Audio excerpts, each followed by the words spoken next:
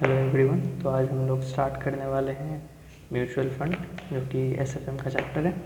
तो let's talk about mutual fund होता क्या है। तो जैसे कि मान लीजिए यहाँ पे मिस्टर ए है, मिस्टर बी है, मिस्टर सी है। ये तीनों के पास कुछ अमाउंट है इन्वेस्ट करने के लिए, बट इनके पास ना टाइम है ना नॉलेज है कि कैसे इन्वेस्ट किया जाता है। तो ये एक म्यूचुअल फंड कंपनी है।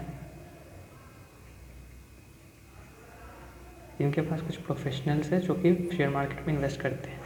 तो ये सब इन्हें पैसा देंगे अपना इन्वेस्टमेंट। एग्जांपल के लिए समझ लीजिए 10,000 दिया, और ये इसको अब कैपिटल शेयर मार्केट में इन्वेस्ट करेंगे।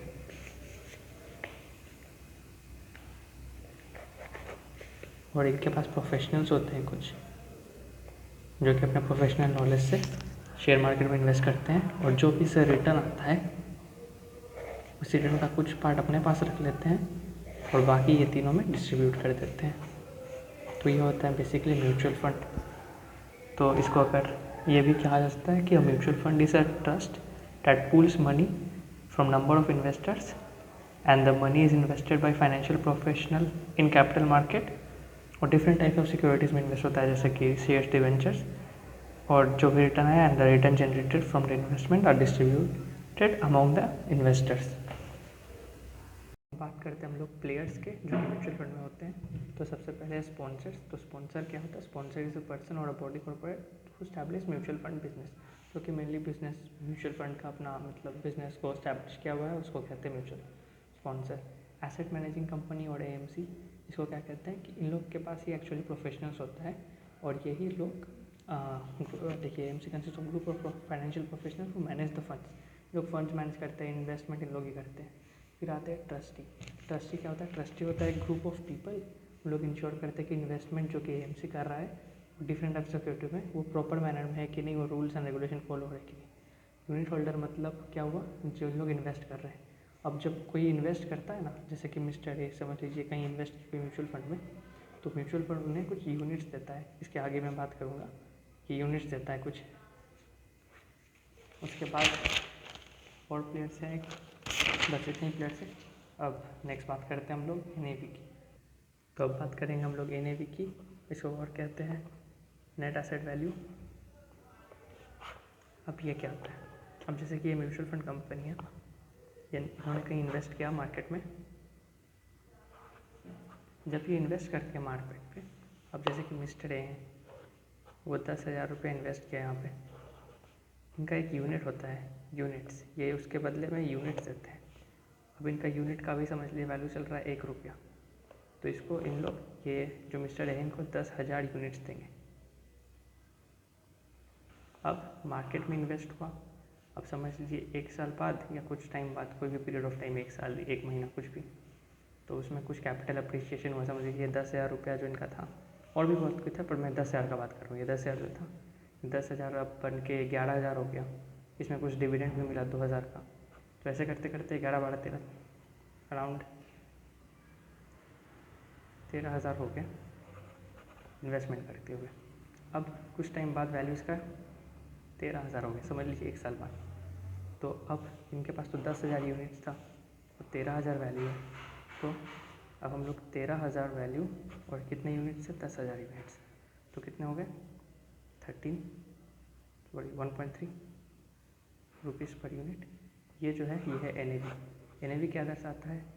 एनएवी हर दिन कैलकुलेट किया जाता है, और एनएवी इसका ये दर्शाता है कि उस दिन मार्केट में आपका यूनिट्स का वैल्यू क्या है। ये हर दिन का कैलकुलेशन होता है। 1.3 कभी बढ़ा कभी कमा, और उसी मतलब आपका जो यूनिट आप होल्ड कर रहे हैं, एक यूनिट का वैल्यू मार्केट में क्या है। एक unit according to that mutual fund company, उसका मार्केट में वैल्यू क्या है, उसको कहते हैं एनएवी। अब अगर ये समझ लीजिए बोले कि नहीं मुझे वापस अपना पैसा चाहिए, तो 10,000 इंटू 1.3 करके 13,000 इसको दे देंगे वापस। ये इन्वेस्ट किया था 10,000, अब मिल रहा है इसको 13,000। ये हो गया एनएवी। हर दिन कैलकुलेट होता है एनएवी। अब बात करेंगे एनएवी कैलकुलेट कैसे होता है। तो टोटल एसेट का जो भी वैल्यू आएगा divide by total number of issued, मतलब कितने यूनिट्स हैं। तो उसका जैसे कि मैंने यहाँ पे आपको बताया था कि 13,000 अमाउंट था और 10,000 यूनिट्स था, तो 1.3 आ गया। तो ऐसा एनएवी आता है। अब हम लोग टोटल एसेट को कैसे कैलकुलेट करेंगे? तो अब क्या होता है, समझ लीजिए कुछ वैल्यू है क्लोजिंग कैश बैलेंस, उसमें हम लोग सब जो भी हम लोग एक म्यूचुअल फंड कंपनी के पर्सपेक्टिव से देखेंगे, जो भी हम लोग के लिए फ़ायदा हो रहा है उसको हम ऐड करेंगे, नुकसान हो रहा है वो लेस करेंगे। जैसे कि भाई म्यूचुअल फंड सेल कर दिए, म्यूचुअल फंड सेल करना मतलब यूनिट हम लोग किसी को दे दिए, कोई हम लोग से यूनिट मांगा कि भाई 1 यूनिट दे दो, तो उसको यूनिट दी। अब यूनिट देगा तो हम लोग को पैसा मिलेगा, तो इसीलिए सेल ऑफ यूनिट ऐड हो गया। फिर डिविडेंड हम लोग को रिसीव हुआ, जहाँ इन्वेस्ट किए थे वहाँ से। कैपिटल अप्रिसिएशन मतलब हम लोग इन्वेस्ट किए थे 10 रुपया, अब वो 13 रुपया हो गया, तो 3 रुपये का कैपिटल अप्रिसिएशन। कुछ एक्यूरेट इनकम हुआ, कुछ रिसीवेबल हुआ। अब हम लेस क्या करेंगे, पेबल्स कहीं पे कर दिया, other liabilities. Purchase of mutual fund मतलब अब हम लोग किसी को एक यूनिट दिए थे जो ख़रीदा था, अब वो चाह रहा है कि नहीं भाई तुम मेरे से ले लो यूनिट, हमको पैसा दे दो, तो हम लोग उसका यूनिट परचेज़ कर लिया, तो परचेज ऑफ म्यूचुअल फंड। फिर कुछ एक्सपेंसेस हो गया, फिर डिविडेंड या इंटरेस्ट हम लोग को पे करना पड़ गया, वो लेस करेंगे। और रीपेमेंट अमाउंट इन्वेस्टर मतलब वही क्या बोलते हैं, पेमेंट इन्वेस्ट, जो भी इन्वेस्टर इन्वेस्ट किया था वो वापस कर दिया, तो इससे हम लोग को आएगा, इसको लेस करने का total asset value of scheme. अब टोटल एसेट वैल्यू स्कीम आ गया और number of mutual fund number of units से डिवाइड कर देंगे मतलब, तो हम लोग का NAV आ जाएगा। फिर क्लोजिंग NAV कैसे होगा, ओपनिंग में ऐड करेंगे यही सब, लेस करेंगे ये सब, और क्लोजिंग NAV मतलब परचेज डिविडेंड जो भी ऊपर मैं बता रहा था, तो इससे क्लोजिंग NAV आ गया। एक एग्जांपल है, समझ लीजिए कि कोई मार्केट वैल्यू है 180 लाख का, कुछ रिसीव किए हम लोग, कुछ भी हो सकता है, डिविडेंड हो सकता है, कैपिटल अप्रिसिएशन 2 लाख का, कुछ लायबिलिटी था 1 लाख का, तो फिर मंथ का करेंट मार्केट क्या हो गया 181, करेंट मार्केट वैल्यू इन्वेस्टमेंट का 181 हो गया। अब यूनिट है समझ लीजिए मेरे पास 1 लाख, तो 181 बाई 1 लाख, तो NAV हो गया 181 पर यूनिट।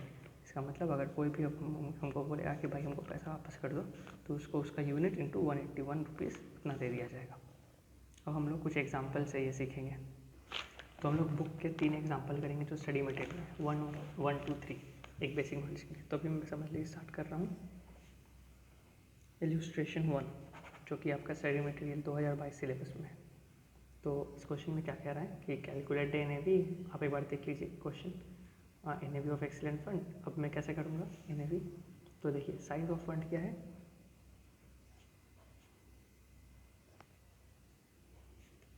300 CR का टोटल साइज है फंड का। अब फेस वैल्यू पर यूनिट कितना दिया हुआ है, 10 रुपया पर यूनिट। तो नंबर ऑफ़ यूनिट्स क्या हो जाएगा जो कि मैं होल्ड कर रहा हूँ, मतलब इस फंड का मेरे पास टोटल नंबर ऑफ़ यूनिट्स का, एक म्यूचुअल फंड कंपनी के पास टोटल नंबर ऑफ़ यूनिट्स कितना है, 300 CR बाई 10 इक्वल टू कितना,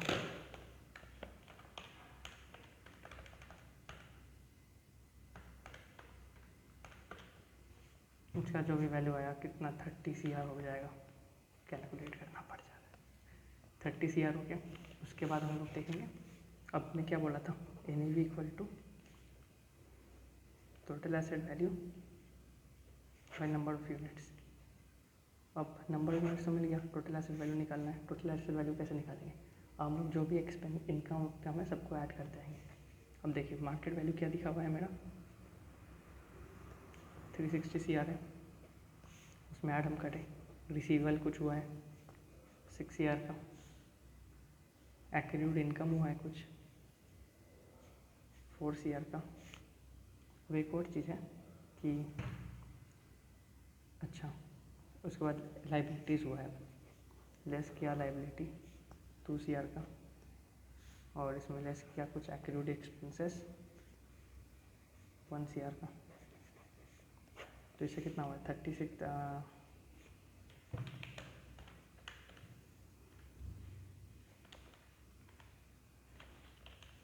367 CR का वैल्यू हो गया मेरे पास अभी लास्ट में। अब NAV equal to 367 CR by 30 CR, तो कितना हो गया 12.23,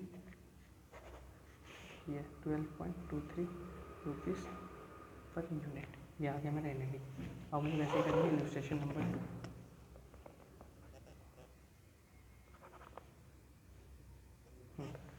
अब इलस्ट्रेशन 2 एक बार आप लोग देख लीजिए क्या क्या क्वेश्चन में। अब हम लोग इलस्ट्रेशन 2 करेंगे, तो लिखा है mutual fund net asset value है 50। मैं एक बार पढ़ लेता हूँ क्वेश्चन। तो क्वेश्चन में 2 पार्ट है, मतलब 2 ईयर का निकालना है। तो पहले पहला ईयर का निकालते हैं, रिटर्न ऑफ फर्स्ट ईयर, ठीक। अब उसके हम लोग कैसे करेंगे रिटर्न, हम लोग को खाली लिखा है कि रिटर्न निकालना है, कितना रिटर्न, कितना परसेंटेज हम लोग का रिटर्न हुआ है। हम लोग को NAV नहीं निकालना, हम लोग को रिटर्न निकालना है। तो रिटर्न कैसे निकाला जाता है, टोटल इनकम मेरा कितना हुआ, return in first year total income by initial investment, initial investment या फिर ओपनिंग जो भी है, ओपनिंग इन्वेस्टमेंट या ओपनिंग NAV जो भी दिया हो इंटू 100। तो टोटल इनकम क्या है। अब यहाँ पे इन लोग NAV पर यूनिट के बेसिस पे दिया हुआ है, मतलब पर यूनिट का हमको कितना इनकम हुआ और पर यूनिट का वैल्यू में क्या बोला था उसको NAV बोलते हैं। तो यहाँ पे NAV बाई टोटल इनकम, ये क्वेश्चन में यहाँ पे क्योंकि पर यूनिट का वैल्यू दिया हुआ है 200। अब इनकम निकालना है, मैंने हम लोग को टोटल इनकम निकालना है, कैसे निकालेंगे। अब लिखा है कि starting of the year NAV था 50 और एंड ऑफ द ईयर 55 हो गया, मतलब 5 रुपया बढ़ा, तो उसको कहते हैं हम लोग कैपिटल एप्रिसिएशन।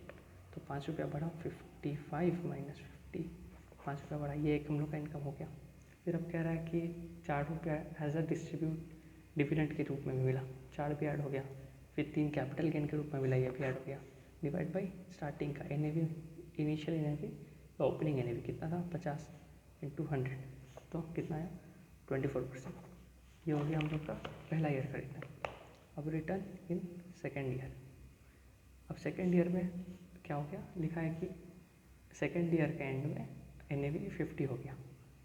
अब देखिए इसका जो एंड था, फर्स्ट ईयर का एंड सेकेंड ईयर का ओपनिंग हो गया, तो यहाँ पे कह रहा है 50 हो गया। ये है 50 जो कि सेकेंड ईयर का एंड है, माइनस 55 जो कि सेकेंड ईयर का ओपनिंग है या फर्स्ट ईयर का एंड है।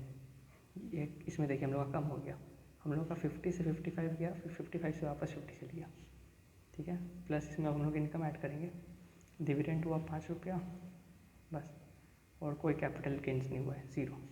डिवाइड बाई इनिशियल इन्वेस्टमेंट 55, क्योंकि 55 फिर करेंगे इंटू 100। अब यहाँ 0/5 कितना हो गया, अब -5, यहाँ तो ऐसे ही 0 हो गया क्योंकि ये है -5 + 5 + 0/55, तो ये तो 0%। रिटर्न कुछ मिला ही नहीं, 0% रिटर्न, ना क्रॉस हुआ ना गेन हुआ मेरा। अब हम लोग करेंगे एग्जाम्पल नंबर 3, तो थोड़ा वो काफ़ी इंपॉर्टेंट एग्जाम्पल है, थोड़ा डिफिकल्ट एग्जाम्पल है। तो अब हम लोग बात करेंगे इलस्ट्रेशन 3, जो कि थोड़ा सा टफ इलस्ट्रेशन है और थोड़ा इम्पोर्टेंट भी है। इम्पोर्टेंट क्योंकि ये टफ है, तो अब इसमें आप एक बार क्वेश्चन पढ़ लीजिए और मैं भी पढ़ देता हूँ। तो होपफुली आपने क्वेश्चन पढ़ लिया होगा। तो अब मैं बताता हूँ कैसे स्टार्ट करना है। तो अब पहले हम लोग मंथ्स कैलकुलेट करेंगे, कहाँ से कहाँ तक कितना मंथ है। देखिए 1/7/19 से 31/3/20, ठीक है, ये एक मंथ का किया। फिर कह रहा 31/3/20 तो कितना है 31/3/22 है, नहीं ये 31/3/21 तो अच्छा एक सेकेंड 22,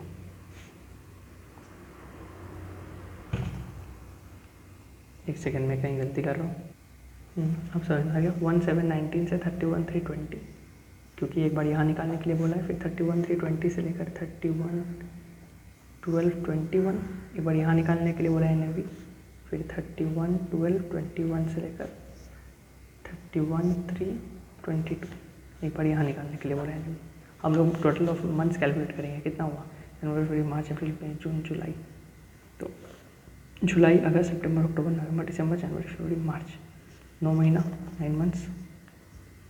अब यहाँ पे मार्च से लेकर इसका नेक्स्ट 31/12 तक, देखिए 1 ईयर से भी ज़्यादा का गैप है, तो 31/3 तक तो 1 ईयर हो गया। फिर अप्रैल मई जून जुलाई अगस्त सितंबर अक्टूबर नवंबर दिसंबर, 9 महीना, मतलब 12 + 9 21 मंथ्स। अब हम लोग यहाँ से यहाँ तक कैलकुलेट करें, कितना हुआ जनवरी फरवरी मार्च 3 मंथ्स, तो कितने हुए 33 मंथ्स, ठीक है। अब हम लोग कैलकुलेट करना स्टार्ट करते हैं। एक सेकंड में क्वेश्चन खोल लेता हूँ, हाँ ठीक है। तो अब देखिए 31/3/10 को कह रहा है कि जो हम लोग का ये होगा, क्या बोलते हैं, एनुअलाइज रिटर्न या फिर नेट रिटर्न, वो है 153.6 131.33%, 131,320 वो इतना है। ठीक है, अब हम लोग, ये तो एनुअल रिटर्न है, मतलब 12 महीने का रिटर्न है 153.33%, तो 9 महीने का कितना होगा, क्रॉस मल्टीप्लाई कर देंगे, इतना इंटू इतना डिवाइड बाई इतना, तो ये हम लोग आ जा रहा है 115%। ठीक, अब हम लोग एनुअलाइज रिटर्न कैसे निकलता है, रिटर्न इक्वल टू क्या होता है, NAV 1, मैं NAV नहीं लिखता हूँ, इसको कहता हूँ इनिशियल इन्वेस्टमेंट, मतलब फुल इन्वेस्टमेंट, ये पर यूनिट का वैल्यू नहीं है, तो NAV 1 माइनस NAV 0, ये NAV वापस मैं कह रहा हूँ, ये पर यूनिट का नहीं बोल रहा हूँ, एज अ होल बोल रहा हूँ, डिवाइड बाई NAV 0, 1 मतलब हो गया कि एट एंड, 0 मतलब एट द बिगिनिंग, ये एक कैपिटल एप्रिसिएशन हुआ plus dividend by NAV into 100, ये जो मैं पहले भी करवाया था, कैपिटल एप्रिसिएशन मतलब टोटल इनकम क्या हो रहा है, कैपिटल एप्रिसिएशन से भी हो रहा है, डिविडेंड से भी हो रहा है, और डिवाइड बाई इनिशियल इन्वेस्टमेंट 200। अब यहाँ पे दिया हुआ है हमारा 115%, तो परसेंट है तो ये 100 अब नहीं लेगा। अब NAV 1 माइनस NAV 0, अब देखिए पहले इन्वेस्टमेंट कितना था, 10,000 यूनिट्स है, अब NAV 1 हमको क्लोजिंग तो नहीं दिया हुआ है मेरा, कि क्लोजिंग मेरा क्या है NAV, तो NAV 1 को NAV 1 रखते हैं। अब NAV 0 कितना दिया हुआ है, 10,000 यूनिट 10 रुपया के हिसाब से कितना हुआ, 1,00,000 रुपया। ठीक, और प्लस डिविडेंड और इंटरेस्ट हमेशा फेस वैल्यू पे निकलता है, और तो 1,00,000 10,000 इंटू 10, 1,00,000 रुपया का 10% कितना हुआ, 10,000, divide by NAV 0, initial investment क्या था हम लोग का, 1,00,000। तो अब हम लोग अगर इसे सॉल्व करेंगे तो हम लोग का NAV 1 का वैल्यू क्या आएगा, 2,05,000, ये हम लोग आ गया क्लोजिंग का अमाउंट, क्लोजिंग NAV। ठीक, अब हम लोग NAV पर यूनिट कैसे कैलकुलेट करेंगे, क्लोजिंग का मेरा ये NAV या बोल सकते हैं, टोटल एसेट ही बोलिए इसको, टोटल एसेट होना ज़्यादा बेटर है, टोटल एसेट मेरा इतना था और eight the end of the time, और 10,000 रुपया 10,000 यूनिट्स है, और ये रुपीज़ है, तो हम लोग का NAV at 31,320 at the end of this year, मतलब पहला 9 महीना का कर रहा था यहाँ से, तो 31,320 को कितना हो जाएगा NAV, 20.5 रुपीज़ पर यूनिट, ये एक आंसर निकल गया। ठीक, अब क्या होता है ना जनरली कि जो भी हमको इनकम हुआ, मतलब जो डिविडेंड से हमको पैसा मिला है ना, 10,000 रुपया मिला था, वो हम लोग वापस से री इन्वेस्ट कर देते हैं और उससे और शेयर खरीद लेते हैं। ठीक है, अब देखिए जैसे कि एक यूनिट का वैल्यू अभी हम क्या निकालें, NAV का 20.5, ठीक, 20.5 रुपया में हमको एक यूनिट मिला, अब हम डिविडेंड लिए थे 10,000 रुपया, ठीक, 10,000 में हमको और कितना मिल जाएगा यूनिट, तो होता है 10,000 divide by 20.5 equal to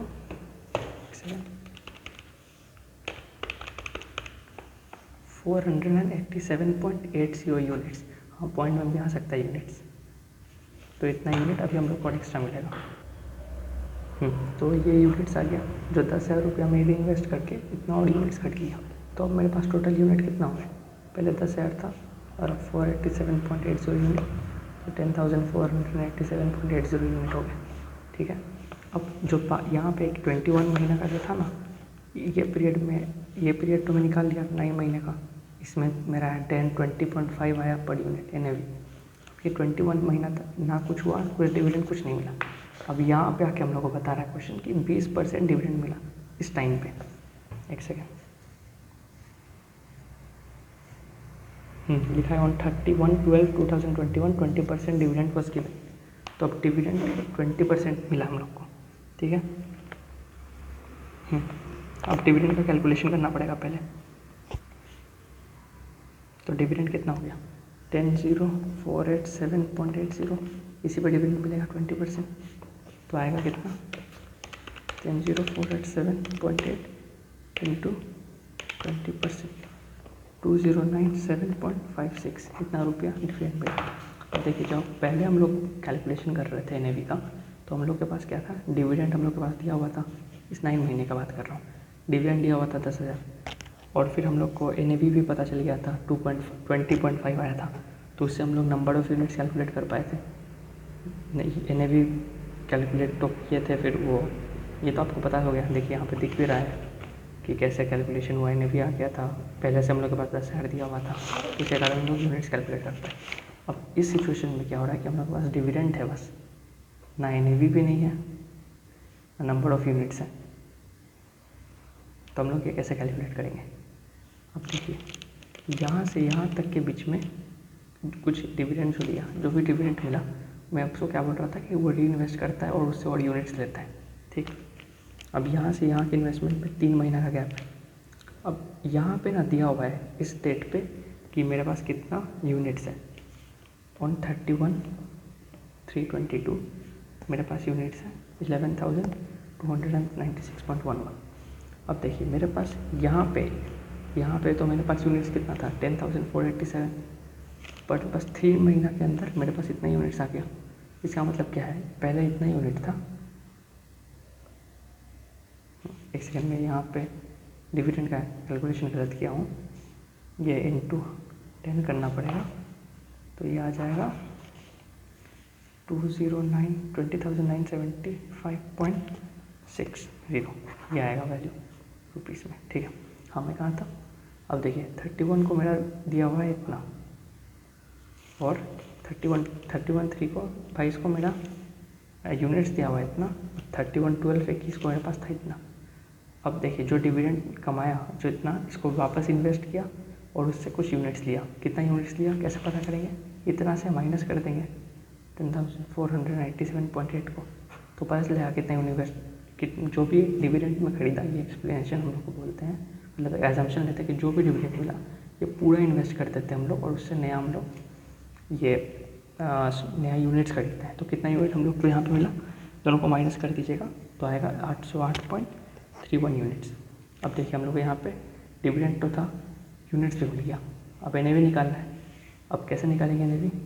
dividend यहाँ पे क्या किए थे पहले, सॉरी यहाँ पे हम लोग डिविडेंड बाई ये किए थे NAV, उसके कारण हम लोग का यूनिट्स आ गया। अब हम लोग इसको इधर लेके आएंगे, इसको इधर कर देंगे, हो जाएगा। तो डिविडेंड कितना था 2975.6 और 808.31 यूनिट है। तो हम लोग का NAV ऑन 31/12/21 कितना आएगा? ये दोनों को डिवाइड कर दीजिए तो आएगा एक सेकेंड, यहाँ आ रहा है 25.95 रुपीज़ पर यूनिट। तो ये 2 महीना का निकल गया।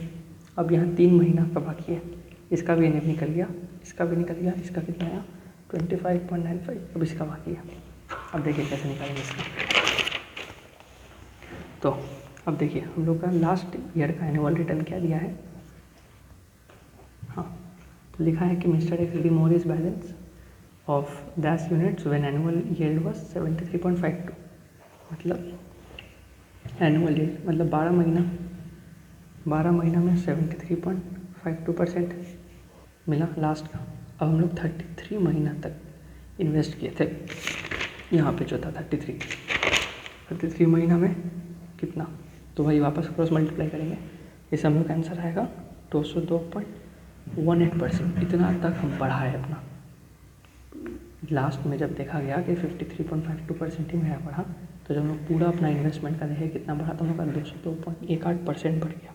तो हम लोग का रिटर्न कितना हुआ अगर निकालेंगे, अमाउंट ऑफ रिटर्न, कितना रिटर्न कमाए, तो 10,000 स्टॉक था 10 रुपया करके, उस पर हम लोग 202.18% का रिटर्न कमाए, रेट ऑफ रिटर्न। तो टोटल रिटर्न कमाए हम लोग 2,02,180, ठीक है। तो हम लोग का टोटल इन्वेस्टमेंट वैल्यू क्या हुआ, जो हम लोग इनिशियल इन्वेस्टमेंट किए थे वो प्लस रिटर्न। इनिशियल इन्वेस्ट था 1 लाख, ये वाला प्लस ये 202,180, तो हम लोग का टोटल इन्वेस्टमेंट कितना हुआ 302,180। देख रहा था रिकॉर्ड हो रहा है कि नहीं। तो हम लोग का टोटल इन्वेस्टमेंट हो गया। अब NAV क्या होता है, इन्वेस्टमेंट या फिर एसेट, मतलब आपका क्या एसेट है क्या इन्वेस्टमेंट वैल्यू है, वो divide by number of units. अब देखिए इन्वेस्टमेंट तो दिया है 20180, अब नंबर ऑफ़ यूनिट्स, क्वेश्चन में तो लास्ट महीने का दिया हुआ है ना कि कितने यूनिट्स दिया हुआ था, मतलब लास्ट 31/3/22 में कितना यूनिट्स था, तो 11,296.11 यूनिट्स था, तो इससे NAV निकल जाएगा। तो NAV आया लास्ट में 26.75 रुपीज़ पर यूनिट। इससे हम लोग का इलस्ट्रेशन 3 भी कंप्लीट हो गया। अब हम लोग बात करेंगे नेक्स्ट टॉपिक जो कि है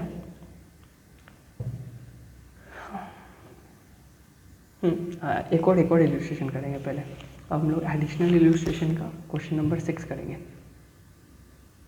तो अब एडिशनल इलस्ट्रेशन का क्वेश्चन नंबर 6, ये एडिशन इलस्ट्रेशन का है, एडिशनल इलस्ट्रेशन का। तो एक बार क्वेश्चन पढ़ लीजिए, मैं भी पढ़ देता हूँ। तो मैं पढ़ देता हूँ। तो अब देखिए, पहला वाला तो बहुत ईजी है कि NAV निकालना है।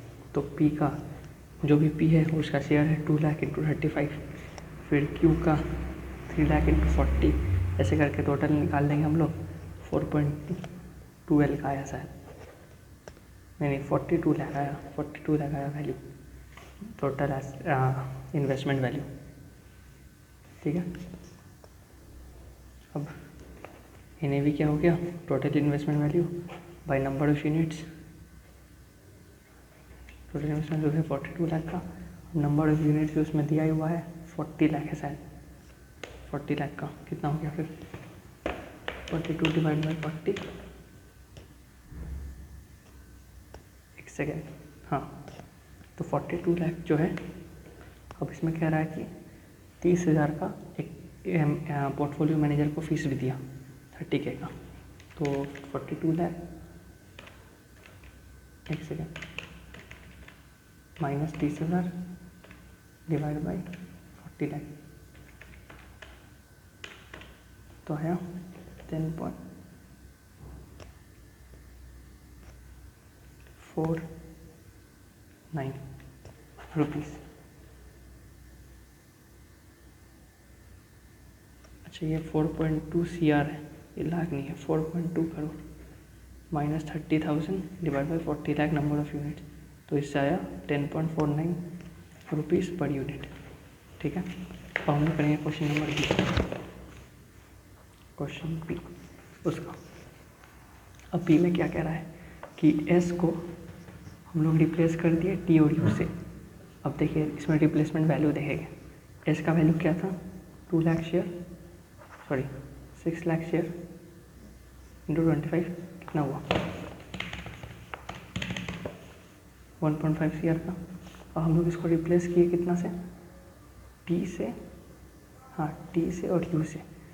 T का वैल्यू कितना है 50 इंटू 2 लाख 1 CR, और U का वैल्यू कितना है 25 इंटू 2 लाख 50 लाख। देखिए 1.5 CR को बेचा और 1.5 CR से ही ये कर दिया रिप्लेस।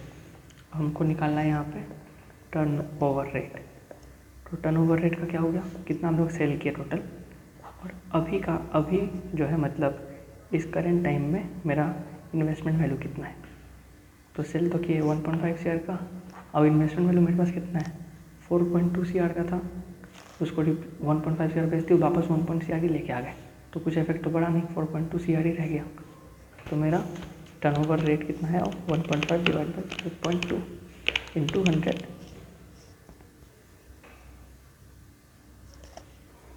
क्योंकि परसेंटेज निकाल रहे हैं, 35.71% मेरा टर्नओवर रेट आया। बस ये हो गया हम लोग का normal examples.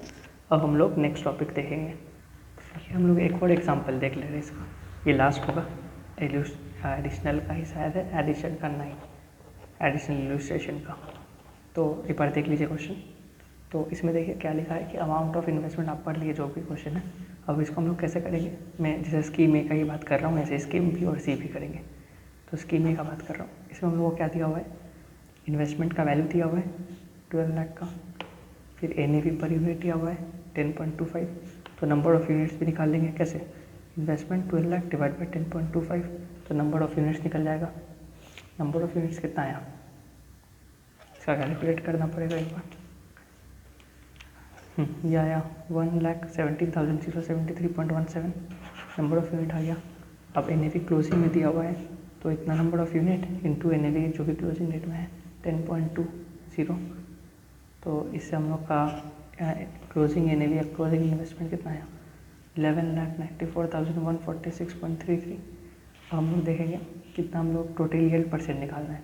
Total yield percent मतलब कितना कमाए, तो जैसे कि 12 लाख का तो इन्वेस्ट किए और अभी वो इतना ही का बढ़ गया, मतलब हम गवाए, कितना गवाए 5,853.67 रुपीज़ लेस में चला गया। अब हम कुछ डिविडेंड भी कमाए, अब डिविडेंड यहाँ पे लिखा हुआ है 23,000 का डिविडेंड कमाए, ये वही कैपिटल एप्रिसिएशन हो गया, एप्रिसिएशन तो हुआ नहीं, नीचे चल गया, और तो इतना रुपया नीचे चल गया और 23,000 का डिविडेंड कमाए बाई इनिशियल इन्वेस्टमेंट 12 लाख का इंटू 100। तो इससे जो भी हम लोग का एक वैल्यू आया, एक सेकंड देख ले रहा हूँ कितना है,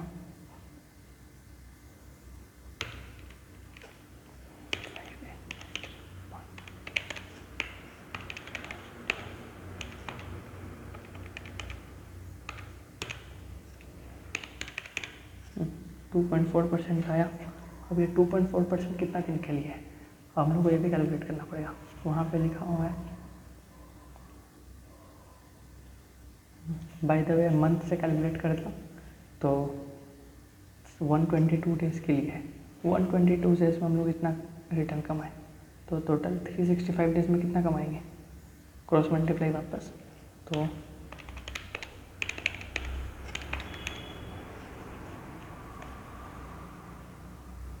एक सेकेंड, कैलकुलेशन एरर हो गया था। जो 5,853.67 गवाए और 23,000 डिविडेंड डिवाइड बाई 12 लाख 200, तो ये हम लोग का कितना आएगा, एक सेकेंड,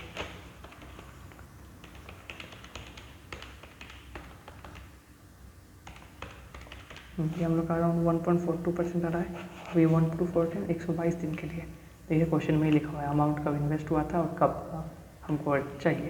तो 365 डेज़ के लिए कितना होगा, क्योंकि एनुअली निकालना है, तो क्रॉस मल्टीप्लाई करेंगे तो 1.42 into 365 divide by 122 equal to around 4.27 का अराउंड आ गया। अब ऐसे स्कीम बी और सी भी कर देंगे। अब हम लोग बात करेंगे नया टॉपिक के बारे में, जो कि है एंट्री एंड एग्जिट लोड। अब देखिए, जैसे मैं क्या कह रहा था, जैसे कि बहुत सारे मिस्टर ए हैं, मिस्टर बी हैं, वो एक म्यूचुअल फंड कंपनी को पैसा दिए, ये इन्वेस्ट किया और जो भी रिटर्न आया वो दे दिया। तो देखिए, इसमें तो इसका कुछ फ़ायदा नहीं हो रहा है, इसको हम लोग दे रहे हैं पैसा, ये इन्वेस्ट कर रहा है, जो भी दे रहा है। अब इसका फ़ायदा कैसे होगा, जब आप इन्वेस्ट करेंगे ना, जब मतलब आप इन्वेस्ट कैसे करते हैं, आप यूनिट्स खरीद के, तो ये लोग कुछ परसेंट अपना ले लेता है कमीशन या पैसा। जैसे कि समझ लीजिए 1 यूनिट का वैल्यू अभी चल रहा है 10 रुपया, ठीक है, ये एक्चुअली मार्केट में चल रहा है, बट जब आप इसका खरीदने जाएंगे ना, तो ये आपको 12 रुपया बेच देगा, 2 रुपया का प्रॉफिट लेगा। इसको कहते हैं एंट्री लोड, एंट्री यहाँ पे आने के लिए। अब जैसे कि अब ये 12 रुपये में वो खरीदे, अब ये 20 रुपया हो गया, जब आप बेचना चाह रहे हैं तो आप इसको 20 रुपये पर ये नहीं बेचेगा, इसमें से भी कुछ अपना रख लेगा, तो 18 रुपया पे आपको वैल्यू, 18 रुपये का एनएवी वैल्यू पे देगा। तो जो भी 2 रुपया बचा ये भी इसका प्रॉफिट हो गया, तो इसको कहते हैं एग्जिट लोड। अब हम लोग इसका कुछ एग्जांपल्स करेंगे, तो हम लोग एडिशनल इलस्ट्रेशन का ही 3, 4 और 5 करेंगे। सबसे पहले स्टार्ट करते हैं हम लोग इलस्ट्रेशन नंबर 5 से, क्योंकि वो सबसे आसान है। तो इलस्ट्रेशन 5 एक बार देख लीजिए, एडिशनल इलस्ट्रेशन का क्वेश्चन नंबर 5। अब देखिए समझ लीजिए आप कुछ खरीदे, क्या बोलते हैं उसको, प्राइस, समझ लीजिए प्राइस 100 है। अब इसमें क्या कह रहा है कि it was sold in front load, 6% का फ्रंट लोड लग गया, ठीक, तो आपका एनएवी निकल गया, एनएवी आएगा आपका 94, ठीक, यही होगा। प्राइस है कुछ, उसमें से हम आपको, आप 100 रुपया हमको दिए, ठीक है, 6 रुपया तो हम अपना काट लिया और आपको 94 वैल्यू का ही एनएवी दिया आपको, ठीक है। यहाँ क्वेश्चन में अब क्या है कि एनएवी का वैल्यू है वो 10.8 दिया हुआ है, तो प्राइस कितना हुआ, मतलब इशू प्राइस कितना था, तो कैसे निकालेंगे, 10.8 डिवाइड बाई 94%, परसेंटेज में ये बात कर रहा था 100 से 94, तो 10.8 डिवाइड बाई 94%, तो आ गया इशू प्राइस है 1.49, इतना इशू प्राइस हो गया, इतना इशू किए थे। देखिए अब क्या हुआ बता, हम उसको 11.49 प्राइस दिए, उसमें वो 6% अपना कमीशन रख लिया और फिर 10.8 का वैल्यू का एनएवी हमको दे दिया। मतलब 1 यूनिट की, समझ लीजिए 1 यूनिट खरीद रहा हूँ मैं, 1 यूनिट का वैल्यू अभी है 10.8, पर इस 10.8 खरीदने के लिए हमको उसको 11.46 रुपीज़ देना पड़ा। 11.46 दिए, उसमें से वो 6% का कमीशन काट लिया, तो वो 10.8 रुपीज़ का 1 यूनिट दे दिया, ठीक है। अब हम लोग एग्जिट लोड का भी देखेंगे। अब दूसरा एग्जिट लोड का नहीं, इसका दूसरा एक और देख रहे हैं। इसमें क्या है कि 12.5 इशू प्राइस दिया हुआ है मेरे को, उसमें से कह रहा है कि 5% फ्रंट लोड हो गया तो कितना का NAV वैल्यू हमको मिला, तो बस माइनस कर देंगे 12.5, ये मतलब 12.5 में 1% है, तो 12.5 माइनस 5% कितना हुआ, -5%, 11.88, इतना का NAV का वैल्यू का मिल गया। ये front load sorry entry load और एग्जिट लोड का कॉन्सेप्ट। अब हम लोग क्वेश्चन नंबर एडिशनल इलस्ट्रेशन का 3 करेंगे। 3 और 4 थोड़ा टफ है, तो एडिशनल इलस्ट्रेशन का 3 स्टार्ट करते हैं। होपफुली आपने पढ़ लिया हुआ क्वेश्चन, तो मैं स्टार्ट करता हूँ। अब देखिए इसमें क्या कह रहा है कि पहले रिटर्न निकालना है हम लोग को, तो रिटर्न कैसे निकालेंगे, क्योंकि इसमें कुछ डिविडेंड नहीं है, तो कैपिटल एप्रिसिएशन से निकालेंगे। कैपिटल एप्रिसिएशन क्या होता है, हम लोग अभी वैल्यू देखेंगे बिगिनिंग ऑफ द ईयर मेरा इन्वेस्टमेंट का value, end of the year investment का वैल्यू, जो भी डिफरेंस आया वो मेरा हो गया रिटर्न, उतना रिटर्न कमाए। तो अब सबसे पहले इन्वेस्टमेंट एट बिगिनिंग निकालते हैं। अब इसमें कह रहा है 2000 शेयर है, 10 रुपया करके वैल्यू, और 5% मेरा एंड लगता है, मतलब ये फ्रंट एंड मतलब एंट्री लोड वही हो गया। तो अब समझ लीजिए कुछ ये इशू प्राइस है, तो समझ लिए 100 रुपया है, 5% का फ्रंट एंड लगा तो 95 का NAV हुआ। अब जो NAV 2000 शेयर खरीद रहा हूँ 10 रुपया फेस वैल्यू से, ये आपके 95 के बराबर हो गया, तो 100 के बराबर कितना, ठीक। तो इसको क्या करते हैं, इसको इतना डिवाइड बाई, अगर इशू प्राइस के लिए आप क्या करेंगे 2000 × 10 डिवाइड बाई 95%, तो इससे वैल्यू आया 21052.63। इतना हम पैसा इन्वेस्ट किए इशू प्राइस, उससे हमको 20,000 रुपया वर्थ का NAV मिला। मतलब NAV क्या, NAV तो 10 रुपया करके था, उतना का हमको उसका क्या बोलते उसको यूनिट का प्राइस मिला 20,000 रुपया का, इतना इन्वेस्ट किया तब। हम लोग का ओपनिंग का निकल गया, अब हम लोग को निकालना है क्लोजिंग का, तब दोनों को माइनस करके हम लोग रिटर्न निकाल पाएंगे। क्लोजिंग में क्या है, अब जैसे कि समझ लीजिए हम लोग फेस वैल्यू ऑफ इन्वेस्टमेंट था 20,000 रुपया, 2000 × 10 करके, इसमें कुछ एक्सपेंसेस किए हम लोग 1.1%, जो भी कुछ है ये फेस वैल्यू पे निकलेगा, तो 20,000 × 1.1% कितना हुआ 220, एक्सपेंस किया लेस किया। अब ऐड इसमें कुछ इंक्रीज़ हुआ वैल्यू, डिविडेंड नहीं मिला, ये वैल्यू में इंक्रीज़ हुआ, लिखा है the securities in the fund increase in value by 10%, ठीक है। 20,000 का था, 10%, सब कुछ फेस वैल्यू पे कैलकुलेट होगा, तो इंक्रीज इन वैल्यू 2000 रुपये हुआ। तो हम लोग का एट द एंड कितना वैल्यू आया 21780। अब मेरा ओपनिंग था इतना, ओपनिंग था इतना, क्लोजिंग था इतना, तो दोनों को अगर लेस कर देंगे 21780 माइनस इतना, तो हम लोग का रिटर्न निकल जाएगा। तो रिटर्न कितना आया 21780 माइनस 21052.63, 727.37 का रिटर्न आया। तो रेट ऑफ रिटर्न कैसे निकालते हैं, इतना इंटू इनिशियल इन्वेस्टमेंट कितना था 21052.63 इंटू 100,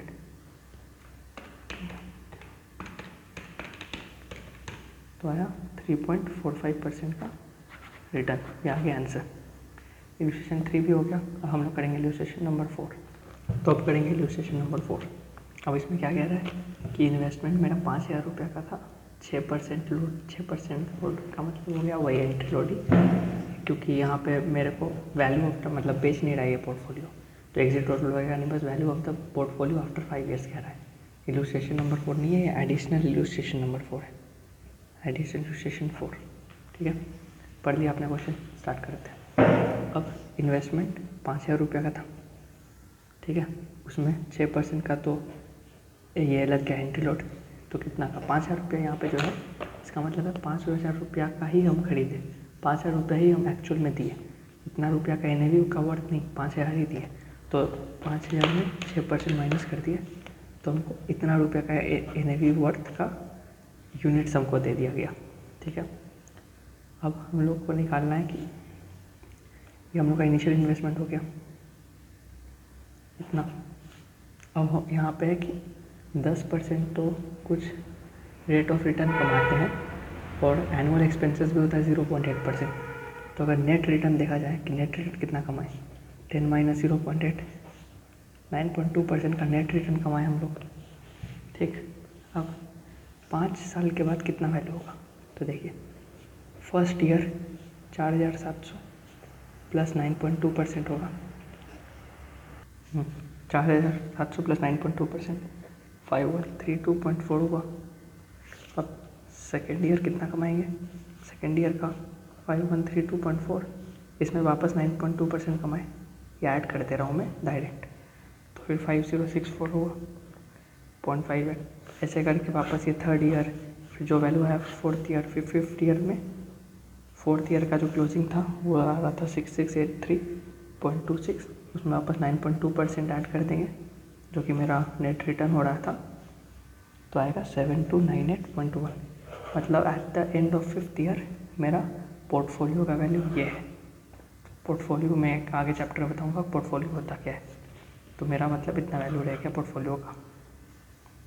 तो इसी के साथ हम लोग का ये भी ख़त्म हुआ। अब हम लोग पढ़ेंगे इन्वेस्टर एक्सपेक्टेशन का, एक तो एग्जाम्पल करेंगे बस उसका। तो एक्चुअली मुझे इस टॉपिक में कुछ खास क्वेश्चन नहीं मिला, बट मैं फिर भी ये टॉपिक बता देता हूँ। इसमें क्या है कि इन्वेस्टर का एक्सपेक्टेशन होता है कि हमको इतना परसेंट चाहिए, तो उसका return of mutual fund company क्या होगा, ठीक। कि इन्वेस्टर का रिटर्न को भी हम लोग क्या बोलते हैं उसको दे दें और अपना भी कुछ प्रॉफिट कमा लें। तो उसके कारण अगर return of mutual fund company formula है investors expectation divide by 100 minus issue expense into 100, जो भी परसेंट आया इसमें प्लस कर देंगे एनुअल रिकरिंग एक्सपेंस, ये परसेंटेज में दिया होगा एनुअल रिकरिंग एक्सपेंस, ये फॉर्मूला एग्जाम्पल में दिखा दे रहा है, समझ लीजिए। अच्छा, इलस्ट्रेशन नंबर 13 पे था, मुझे खोजना पड़ेगा, बट ये बेसिकली है, ये कुछ रिटर्न ये दिया हुआ है 7% था इशू एक्सपेंस, और यहाँ पे मुझे एनुअल रिकरिंग एक्सपेंस निकालना था, तो ऐसे निकल गया। बहुत ही आसान है, ज़्यादा क्वेश्चन आता भी नहीं है। अब हम लोग नेक्स्ट पार्ट स्टार्ट करेंगे जो कि रेशियोज़ पे है। तो अब हम लोग नेक्स्ट स्टार्ट करेंगे ये है रेशियोज़ से, मतलब म्यूचुअल फंड के ratios. So actually mutual fund में जब कोई इन्वेस्टर इन्वेस्ट करता है तो अब उसको मतलब इन्वेस्टर या फिर म्यूचुअल फंड कंपनी वो कैसे पता लगा कौन सा म्यूचुअल फंड या कौन सा म्यूचुअल फंड एक्चुअली कौन सा बेटर है।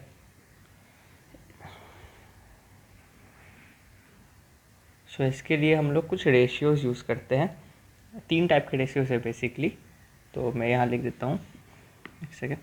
हाँ, पहला रेशियो है शार्प रेशियो, सेकेंड रेशियो है ट्रेनर्स रेशियो, और थर्ड है जेंसेल अल्फा रेशियो।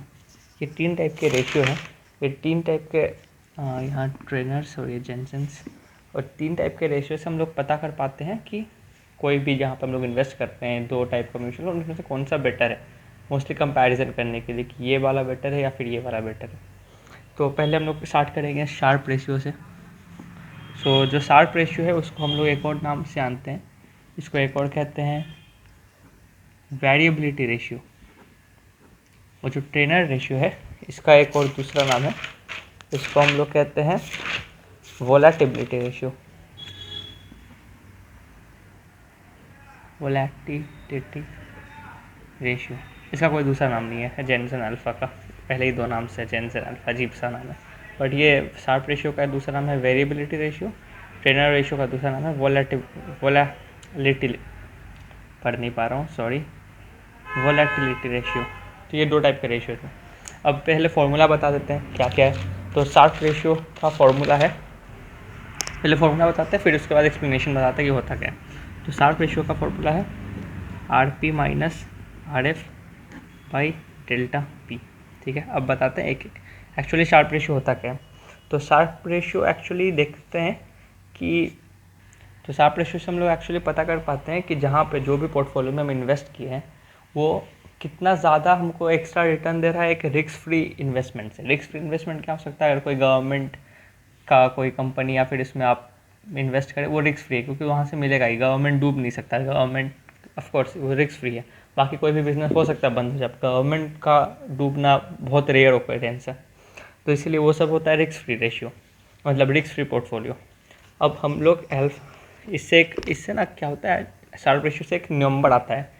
एक यही डिसएडवांटेज है शार्प रेशियो का कि समय वो पता नहीं चलता कि ये है क्या, तो हम लोग इसीलिए दो कंपैरिजन के लिए ही इसके यूज़ कर सकते हैं। इसमें हम लोग दो टाइप का रेशियोज़ का ये शार्प रेशियो निकालेंगे, दो टाइप के मुझे माफ़ कीजिए, दो टाइप के पोर्टफोलियो का शार्प रेशियो निकालेंगे और उससे पता कर पाएंगे कि कौन सा का बेटर है। तो अब देखिए, अब मैं बताता हूँ। आरपी मतलब हो गया कि आपका रिटर्न जो भी आप पोर्टफोलियो में इन्वेस्ट कर रहे हैं उससे।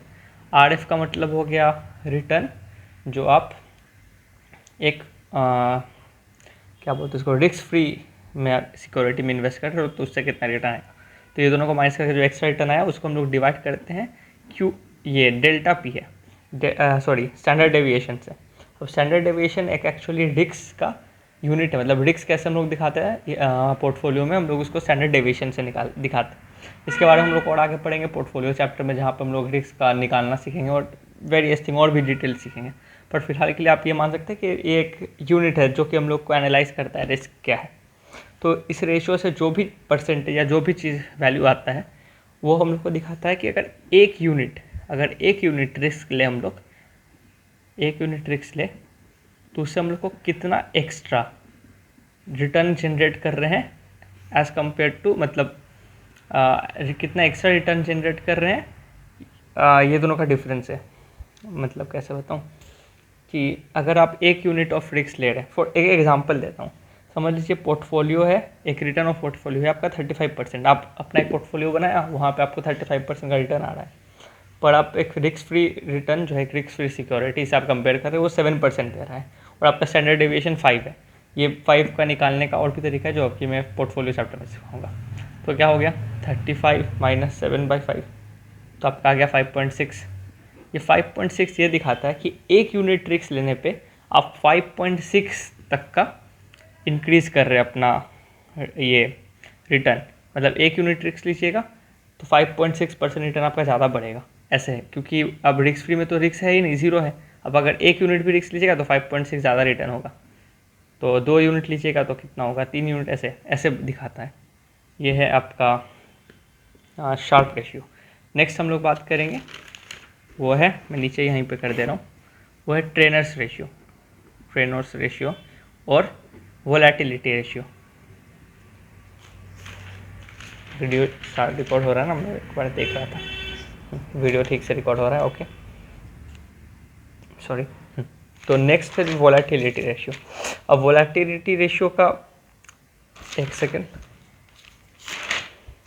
अच्छा एक और चीज़ है कि अगर समझ लीजिए रिस्क और रिटर्न मल्टीपल दिए हुए हैं, मतलब जो आरपी है ना वो बहुत सारा पोर्टफोलियो का दिया हुआ है, स्टैंडर्ड डिवीजन बहुत सारा पोर्टफोलियो का दिया है, एक पोर्टफोलियो नहीं है, समझ लीजिए यहाँ पे 2-3 पोर्टफोलियो का दिया हुआ है।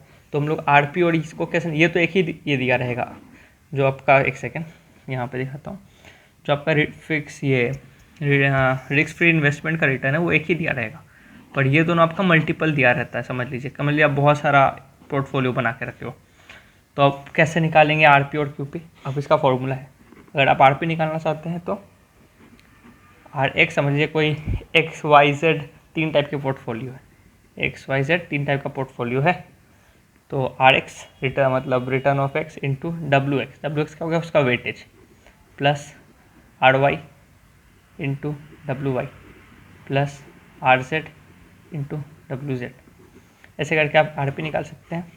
अब डेल्टा ये रिस्क कैसे निकाले, जो स्टैंडर्ड डेविएशन है उसका फॉर्मूला है अंडर रूट, ये पूरा अंडर रूट पे रहेगा, स्टैंडर्ड डेविएशन एक्स का स्क्वायर इंटू उसका वेट का square plus standard deviation Y का स्क्वायर इंटू उसका वेट का square plus standard deviation Z का स्क्वायर इंटू उसके वेट का स्क्वायर इतना किया, फिर plus 2 into standard deviation X into standard deviation Y into weight X into weight Y into correlation of X Y. ये दिया रहेगा आपका क्वेश्चन में, कोरिलेशन ऑफ एक्स वाई पूरा लिखा रहेगा कि क्या है।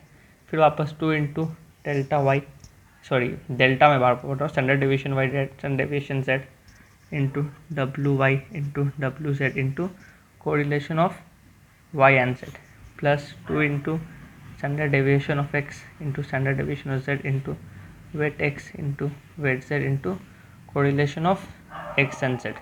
ये फॉर्मूला से निकलेगा आपका जो डेल्टा आएगा।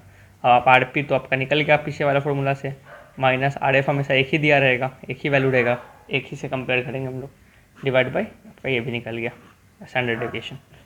तो अब हम लोग नेक्स्ट बात करेंगे वो है ट्रेनर रेशियो।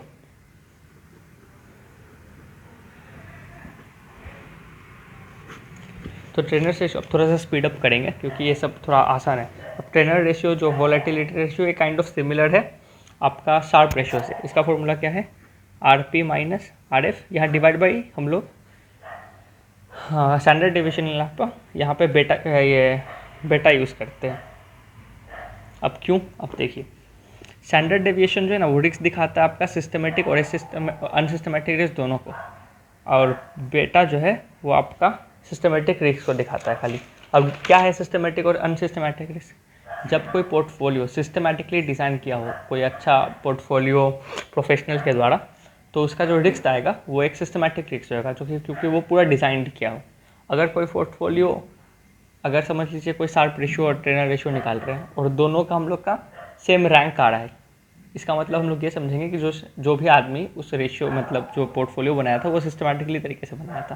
तो अगर सिस्टमेटिकली तरीके से कोई भी पोर्टफोलियो बनता है तो उसका रिस्क को हम लोग कहते हैं सिस्टमेटिक रिस्क। अगर वो सिस्टमेटिक तो उसको हम लोग बीटा से दिखाते हैं, और जो डेल्टा है उसमें सिस्टमेटिक रिस्क और नॉन सिस्टमेटिक रिस्क दोनों आता है।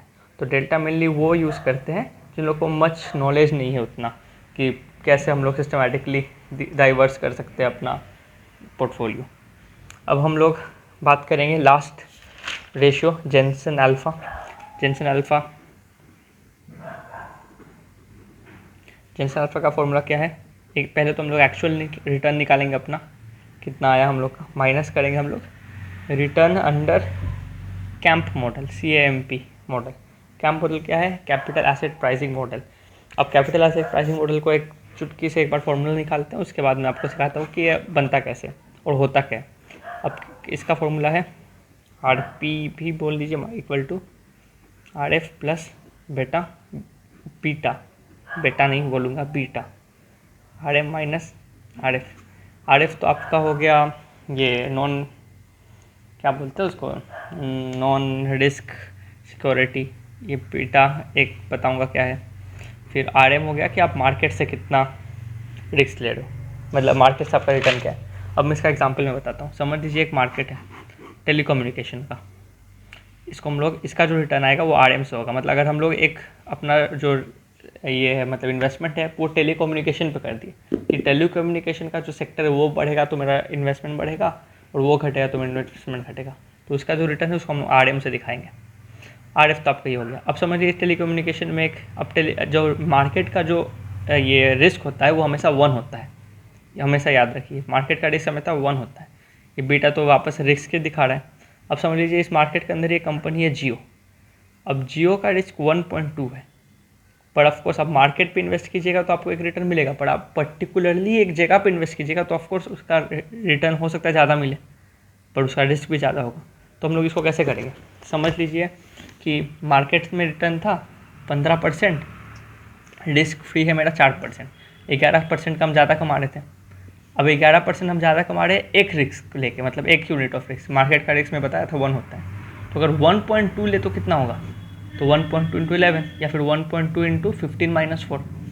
तो RP का क्या फॉर्मूला आ गया, RF। हम लोग इसमें RF क्यों ऐड करते हैं, हम लोग RF को इसलिए भी ऐड कर देते हैं क्योंकि ये क्या बोलते हैं, रिस्क इतना तो हम लोग ले ही रहे, मतलब इतना तो हमको मिलेगा ही, प्लस 1.2 इंटू जो हम लोग एक्स्ट्रा कमा रहे हैं इसका 11, मतलब इतना तो हमको मिलेगा, इतना तो हमको मिलेगा क्या बोलते हैं रिस्क फ्री वाला तो हमको मिलेगा ही, प्लस एक्स्ट्रा भी कितना कमा रहे हैं, तो एक्स्ट्रा 11 कमा रहे हैं, तो 11 इंटू अब रिस्क का बेटा कितना है 1.2 में जैसे बताया जियो का 1.2 है, तो इससे इंटू कर देंगे, तो इसका क्या फॉर्मूला होगा R F equal to R F plus beta into R M minus R F. ये फॉर्मूला हो गया return under capital asset pricing model. अब कुछ एग्जाम्पल करेंगे और फिर ये चैप्टर हो जाएगा कंप्लीट। तो हम लोग नेक्स्ट स्टार्ट करेंगे अपना एग्जाम्पल से। तो सबसे पहला हम लोग एग्जाम्पल ले रहे हैं इलस्ट्रेशन नंबर 5। इलस्ट्रेशन नंबर 5 एक बार आप देख लीजिए। अब स्टार्ट करते हैं। देखिए इलस्ट्रेशन नंबर 5 में क्या कह रहा है ना कि आप कहीं एक इन्वेस्ट कर रहे हैं जहाँ पे आप रिटर्न कमा रहे हैं 3.75 का, और वहाँ का ओपनिंग NAV था 21.0। तो इसका हम लोग ये निकाल लेंगे कि कितना आया आपका रिटर्न, आप 17.68% का रिटर्न आया, या आपका पोर्टफोलियो या फिर आप जहाँ पे इन्वेस्ट किए थे वहाँ से आया। अब केस नंबर 3 केस है, तो मैं केस नंबर ए ही बताऊँगा, बी और सी वैसे ही ऐसे। तो अब इसमें कह रहा है रिस्क फ्री प्रीमियम जो है वो 5% है, return on Sensex, return on Sensex मतलब हो गया रिटर्न ऑफ मार्केट 15% है, स्टैंडर्ड डेविएशन है 2.75। अब देखिए मार्केट का मैं बोल रहा था 1 होता है जनरली, अब यहाँ पे क्या है रिटर्न ऑन सेंसेक्स 15% है विद स्टैंडर्ड डेविएशन ऑफ 2.575, मतलब स्टैंडर्ड अगर आप मार्केट पे इन्वेस्ट कीजिएगा तो 15% का रिटर्न होगा, बट उसका रिस्क होगा 2.75%। अब अब अपना जो आपका जो ये है 17.68% का जो रिटर्न है वहाँ इन्वेस्ट कीजिएगा, तो लिखा है Chintamani fund has a risk of 3.5%। तो अब हम लोग शार्प रेशियो निकालेंगे। पहले हम लोग निकालेंगे Sharpe ratio as per your fund.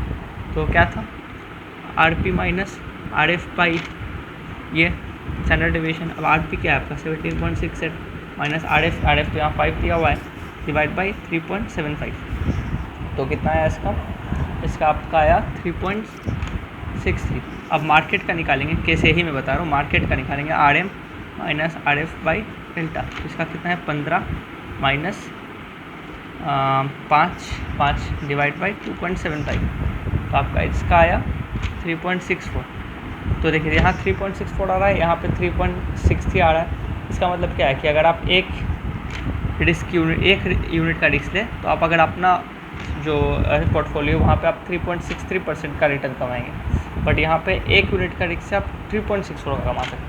इसका मतलब क्या है मार्केट में इन्वेस्ट करना ज़्यादा बेटर है, अपना फंड फालतू का बना के रखना है, उससे बढ़िया आप मार्केट में इन्वेस्ट करिए, ज़्यादा कमाइएगा। ऐसे बी और सी भी होगा। अब हम लोग नेक्स्ट इलस्ट्रेशन करेंगे। तो थोड़ा क्वालिटी गिरेगा क्योंकि मैं बहुत ज़्यादा स्पेस ले रहा है, तो मैं थोड़ा क्वालिटी गिरा दिया। तो अब हम लोग करेंगे इलस्ट्रेशन 6। अब इलस्ट्रेशन 6 एक बार आप पढ़ लीजिए। अब इसमें क्या कह रहा है कि 4 आदमी हैं और 4 अलग अलग जगह पे इन्वेस्ट कर रहा है। मैं इसको तरीका बताता रहा हूँ इस क्वेश्चन में, क्योंकि ये क्वेश्चन करना बहुत आसान है।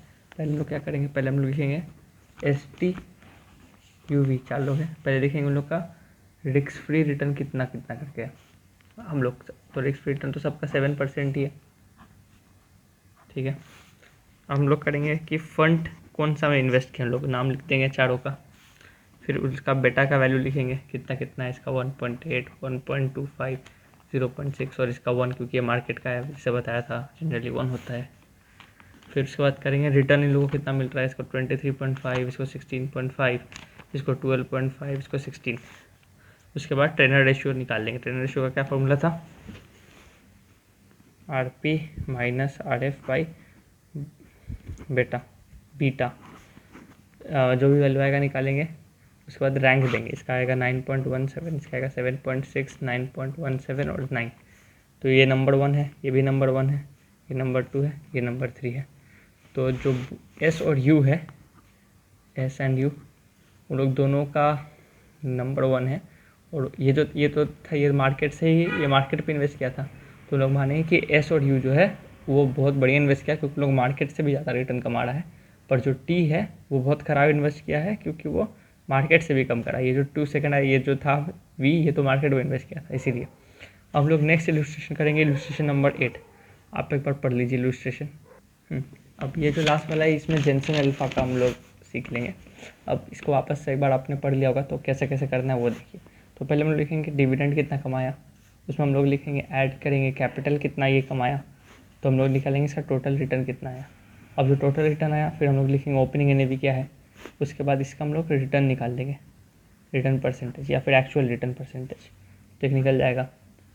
अब हम लोग ये तो हम लोग एक्चुअल रिटर्न हो गया। अब क्या था जनरल अल्फा का actual return minus return under CAMP। अब CAMP का निकालेंगे तो उसके लिए हम लोग क्या करेंगे, पहले CAMP का क्या फॉर्मूला था, RP equal to RF plus beta और ये था RM माइनस RF, ये था।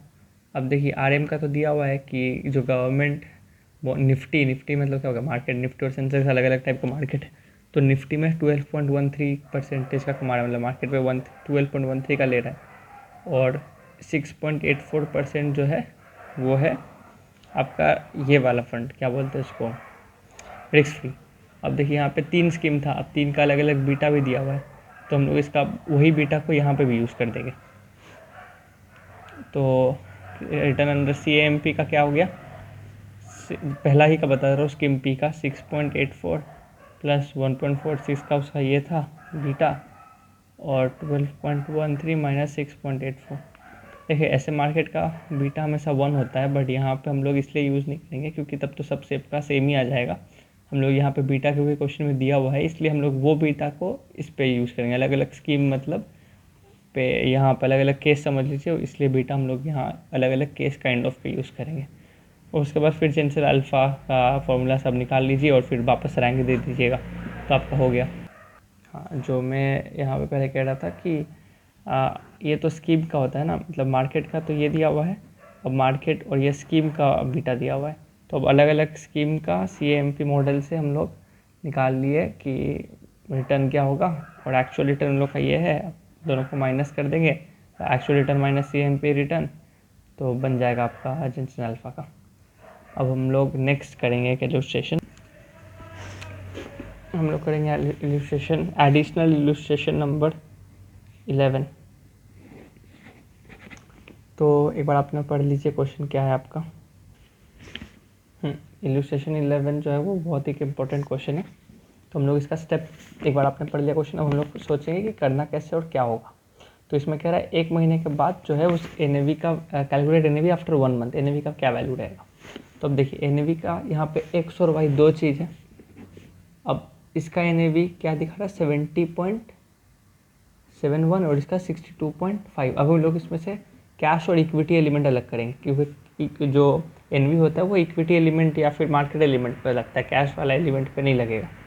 कैश वाला का हम लोग अलग सेट करेंगे बाद में, जो भी मतलब ऊपर नीचे जो भी जा रहा है मार्केट, वो तो हम लोग मार्केट इक्विटी पे डाल पाएंगे, कैश पे नहीं, तो इसलिए हम लोग कैश का अलग कर देंगे और इक्विटी का अलग कर देंगे। तो अब इक्विटी का निकालिए, इसका 99% 70 और इसका 96% तो 60, तो फिर कैश कितना हुआ, इसका 0.71 कैश है, इसका 2.5 कैश है, ठीक है। अब कैश हम लोग ने निकाल लिया, हम लोग ने अलग इसलिए किया क्योंकि जो मार्केट लिखा है ना कि मार्केट वैल्यू 5 से गिर गया, अब 5 से तो कैश भी तो नहीं गिरेगा, बस वो इक्विटी गिरेगा, इसलिए इक्विटी अलग कर दिया, कैश अलग कर दिया। अब मार्केट गिरा है 5 से, तो हमको पता करना है कि मेरा म्यूचुअल फंड X कितना से गिरेगा और Y कितना से गिरेगा। इसके हम लोग को क्या चाहिए, अब अगर मार्केट जो बीटा का वैल्यू था वो रिस्क दिखाता था, अगर मार्केट 5 से गिर गया तो मार्केट जितना रिटर्न से गिरा 5 इंटू बीटा का वैल्यू अगर निकाल लिया तो उससे पता चलेगा कि X कितना से गिरा और Y कितना से गिरा, तो बीटा निकालना पड़ेगा। अब बीटा कैसे निकालेंगे, देखिए शार्प रेशियो का क्या फॉर्मूला होता है, RP minus RF by standard deviation. अब देखिए हम लोग को ये तो नहीं दिया ये दोनों चीज़, पर ये दिया हुआ है और इक्वल टू 2 दिया हुआ है, तो इससे हम लोग मैं स्कीम X का ही बता दे रहा हूँ, RP minus RF by 11.25 equal to 2, तो RP माइनस RF कितना हो गया, RP minus RF equal to 11.25 into 2 22.5 आ गया। ट्रेनर रेशियो का क्या फॉर्मूला होता है, RP minus RF by beta equal to, हम लोग यहाँ पे बीटा इसीलिए मान रहे हैं कि ये सिस्टमैटिक है क्योंकि पहले से म्यूचुअल फंड दिया हुआ है, तो हम यहाँ पे एक एजम्पशन ये है कि ये पे सिस्टमैटिक रिस्क ही लिया गया है, और क्योंकि स्टैंडर्ड डेविएशन का पहले से हमको दे दिया है कि क्या होगा। तो उसके बाद हम लोग बीटा इक्वल टू कितना होता है यहाँ पे 5, तो अब इसका वैल्यू आ गया 22.5, बीटा का वैल्यू निकालेंगे तो इसको डिवाइड कर देंगे 5, यहाँ पे बीटा का वैल्यू निकल जाएगा, तो 22.5 divide by 5 equal to beta का वैल्यू आ गया 4.5, ये पहला का निकला। अब ऐसे ही हम लोग बी का भी निकाल देंगे, ठीक। अब हम लोग निकालेंगे कितना, अब मार्केट तो 5% से गिरा था, तो मेरा म्यूचुअल फंड एक्स कितना से गिरेगा, तो 5 इंटू, अच्छा सॉरी यहाँ पे गलती हो गया, ये है बाई, अच्छा यहाँ पे 11.5 है ना, 11.5 से डिवाइड करना था, एक second, R P minus R F by 11.5/2 और यहाँ पे आया 11.25, एक सेकेंड, जो मैं निकाला था वो वैसा ही सही है, बुक में एक्चुअली गलत आंसर दे दिया है और बुक में यहाँ पे 15 मान लिया है इसको, तो मेरा आंसर सही है। मैं एक्चुअली मैं पूरा फुल सॉल्व नहीं करूँगा बट फिर भी दिखा दूँ, जो मेरा आंसर है वही सही है 4.5। तो उसके बाद हम लोग क्या करेंगे, यहाँ पे बाई 5 ही था, सही था मैं, तो हम लोग क्या करेंगे, अब देखिए मार्केट अगर 5% से डाउन हो रहा है तो मार्केट, तो हम लोग का जो म्यूचुअल फंड है एक्स वो कितना से होगा, अब मार्केट का तो हम लोग का एक था रिस्क, इसका कितना रिस्क आ गया 4.5 आ गया, ठीक। अब अगर ये 5% आ रहा है तो ये 4.5%, तो 5 इंटू 4.5, तो ये गिरेगा अब हम लोग का, एक सेकेंड, हाँ तो ये हम लोग का 22.5% से नीचे गिरेगा, 22.5% से नीचे गिरेगा। अब हम लोग कैश का देखेंगे, कैश हम लोग का कितना था, यहाँ पे एक्स का निकाल रहा हूँ 0.71 था, अब लिखा है कि 3 रुपया पर एनम का एक्सपेंस लगता है हमको, तो 3 रुपया पर एनम का डिवाइड बाई 12 कर देते तो 0.25 पर मंथ। अब 3 रुपये ये पर यूनिट का ही मैं बात कर रहा हूँ, खाली यहाँ पे जो भी है ये पर यूनिट के बारे में बात हुआ, इसीलिए 3 रुपया पर एनम लग रहा है। तो 0.25 मेरा एक्सपेंस हुआ, उसको हम लोग कैश एक्सपेंस से ही हटा दिए, तो 0.71 माइनस 0.25, तो आया ये 0.46। अब मेरे पास कैश 0.46 का बचा है, ठीक है। अब कैश और इक्विटी, अब इक्विटी का वैल्यू हमको निकालना है, पहले इक्विटी कितना था मेरा 70 था, अब मैं बोल रहा हूँ कि 22.5% से नीचे गिर गया, तो 70 माइनस 22.5%, तो अब मेरा इक्विटी बन गया 54.25। अब ये दोनों को ऐड कर देंगे तो जो आया 54.71, ये है मेरा क्लोजिंग एनएवी, मतलब NAV after 1 month, closing NAV क्या बोलूँ, एनएवी आफ्टर 1 मंथ, ये आया। अब ऐसे ही आप स्कीम वाई भी कर सकते हैं। अब नेक्स्ट हम लोग और कुछ इलस्ट्रेशन करेंगे, मतलब एडिशनल इलस्ट्रेशन से जो मुझे लगता है कि इम्पोर्टेंट है। अब हम लोग करेंगे एडिशनल इलस्ट्रेशन नंबर 40। अब इसमें क्या आ रहा है, एक बार क्वेश्चन आप पढ़ लीजिए। तो पहला ऑप्शन तो नॉर्मल है कि आप डिविडेंड कमा रहे हैं 0.75 का, कैपिटल गेन है 0.6 का, कैपिटल एप्रिसिएशन आपका हुआ कितना 0.7 का, ये 9.45 माइनस 8.75 से, तो ये प्लस डिवाइड बाय इनिशियल था आपका 8.75 इंटू 100 कर दीजिए, तो आपका आ गया कि आप कितना ये रिटर्न कमा रहे हो। अब सेकंड में है कि दिस डिस्ट्रीब्यूशन आप री इन्वेस्ट कर दिया at an average NAV of 8.5, ठीक। अब री इन्वेस्टेड कर दिए, तो अब देखिए कितना आप टोटल कमाए थे, ये दोनों को प्लस करके डिविडेंड, और ये कितना हुआ था 1.35 हुआ था, आपके पास 300 शेयर है, तो आप टोटल कितना कमाए 1.35 इंटू 300, 405 रुपया कमाए, एक सेकेंड, हाँ 405 रुपये का। अब कह रहा है कि 405 रुपये जो आप कमाए इसको आप री इन्वेस्ट कर दिए, जब एनएवी है 8.65, तो याद है इलस्ट्रेशन नंबर 3 करवाया था, सिमिलर वैसा ही है, 405 रुपया में इन्वेस्ट कर दिया 8.65 का, तो कितना यूनिट्स मिला मुझे 47 यूनिट्स अप्रॉक्स, तो अब 47 यूनिट्स मिल गया। अब कितना मेरे पास 347 यूनिट्स हो गया लास्ट के टाइम पे, अब इसका 9.45 वैल्यू हो गया, तो अब इसका अगर मैं कैलकुलेट करूँ कि मुझे कितना मतलब कमाई हुआ, तो होगा कि इतना, रुकिए पहले था हम लोग का 300 इंटू 8.75 का था, ले इसकी आप इतना और कमाया 347, अरे सॉरी ये उल्टा होगा, 347 इतना minus 300 into 8.75 divide by 300 into 8.75, ये इनिशियल का था, मतलब इनिशियली कितना मेरा इन्वेस्टमेंट था और ये अब कितना हो गया इन्वेस्टमेंट के बाद, तो देखूँगा 24.86% हो गया। तो इसका मतलब क्या हुआ कि भाई पहले 23 कमा रहा था, अब 24 ज़्यादा है, बेटर है कि री इन्वेस्ट कर दो। अब नेक्स्ट हम लोग इलस्ट्रेशन एक और करेंगे, वो है इलस्ट्रेशन नंबर 18, जो कि लास्ट इलस्ट्रेशन होगा और हम लोग इसी के साथ ये चैप्टर एंड भी कर देंगे। देखिए इलस्ट्रेशन नंबर 18 में 4 पार्ट है तो मैं एक एक करके बताता हूँ, आप एक बार क्वेश्चन पढ़ लीजिए। तो जैसे कि पहला है कि एवरेज रिटर्न कैलकुलेट करना 100 शेयर का। तो अब देखिए, अब मैं पहले बताता हूँ कि क्लोज्ड एंडेड फंड क्या होता है। तो क्लोज एंडेड फंड एक ऐसा फंड है जहाँ पे बस एक ही बार आईपीओ निकलता है और यहाँ पे अब वापस नया कुछ इशू नहीं होता है। हम लोग जो एग्जिस्टिंग है उसी को हम लोग ट्रांसफ़र करते रहते हैं। तो इससे होता क्या है कि जो हम लोग का मार्केट वैल्यू है ना, वो यहाँ पे बहुत इंपॉर्टेंट आ जाता है, क्योंकि एनएवी तो बस एक ही बार निकला है। अब देखिए यहाँ पे कह रहा है कि पहले हम लोग मार्केट वैल्यू इसलिए सबका निकालेंगे। तो अब एनएवी सबका दिया हुआ है, डिस्काउंट और प्रीमियम दिया हुआ है। अब जैसे कि एनएवी 10 है, इसका तो कुछ है नहीं, तो मार्केट वैल्यू भी 10 आ गया, या मार्केट लिख रहा हूँ। अब जैसे इसका एनएवी है 11.25, इसमें लिखा है कि 5% का डिस्काउंट हो गया, तो ये लिखिए 11.25 माइनस 5%, तो यहाँ पे हो गया 10.69 रुपीज़। अब ऐसे हम लोग 9.85 का 2.3% से बढ़ गया, तो 9.85 प्लस 2.3%, तो हो गया 10.08। ऐसे हम लोग कर करके सबका मार्केट निकालेंगे, मार्केट प्राइस। अब हम लोग रिटर्न निकालेंगे। रिटर्न कैसे निकालेंगे? हम लोग वैसे बोला था कि ये क्लोज एंडेड फंड है, तो हम लोग मार्केट का ही यूज़ करेंगे, क्योंकि यहाँ पे बस एक ही बार आईपीओ होता है और जो भी आपका एग्जिस्टिंग सिक्योरिटी वही ट्रेड होता है। तो अब रिटर्न हमेशा मार्केट प्राइस पे इस बार निकलेगा।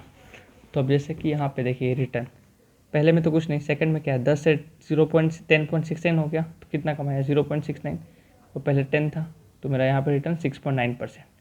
अब देखिए यहाँ पे कम हो गया है, 0.69 से 10.08 हो गया, तो यहाँ पे नेगेटिव का 0.61 बाई 10.69, तो कितना हुआ 0.61 डिवाइड बाई 10.69, तो ये आ गया आपका नेगेटिव में 5.7%।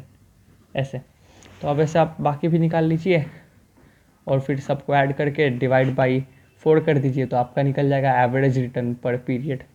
पहला वाला ए बन गया। अब बी जो है वो लिखा है कि average period growth rate NAV. अब इसका एक फॉर्मूला है, वो बता देता हूँ। अब एवरेज पीरियोडिक ग्रोथ रेट जब निकलता है ना, एवरेज पीरियोडिक ग्रोथ रेट, इसका एक फॉर्मूला ये है कि एक सेकेंड, इसका है ओपनिंग एनएवी 1 प्लस आर मतलब हो गया आप कितना रेट ऑफ रिटर्न रेट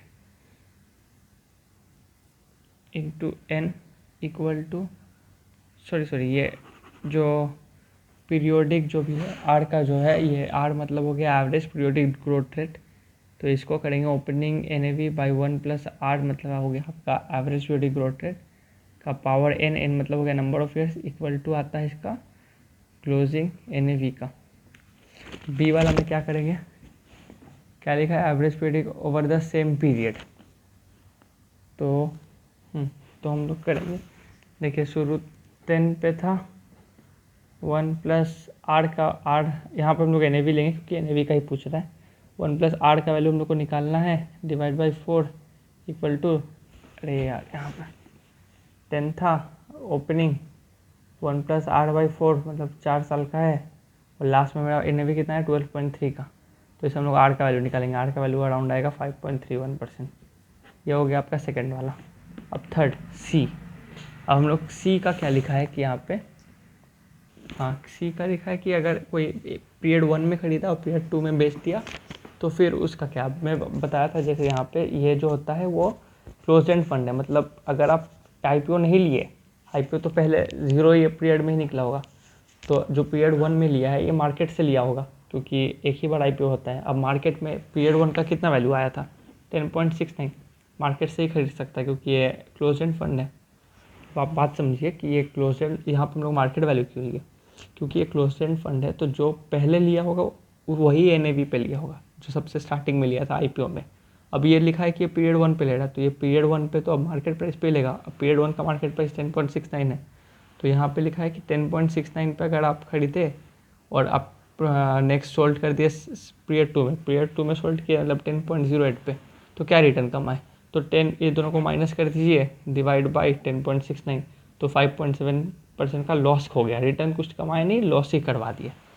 अब लास्ट में है डी, ये है what is the periodic growth rate in NAV between period 1 and 2। इसमें अब एनएवी ही पूछ दे रहा है कि 1 और 2 का क्या है, क्या ग्रोथ रेट है, एनएवी के बारे में पूछा है। तो देखिए 11.25 था फर्स्ट ईयर में, सेकंड में 9.85 हो गया, कम ही गया, कितना कमा 9.85 माइनस 11.25, तो 1.4 से कम गया, 1.4 डिवाइड बाई 11.25 इंटू 100, तो 12.44% से ये कम हो गया। तो इसी के साथ म्यूचुअल फंड पूरा कंप्लीट हो जाता है। होप आपको ये वीडियो अच्छा लगा।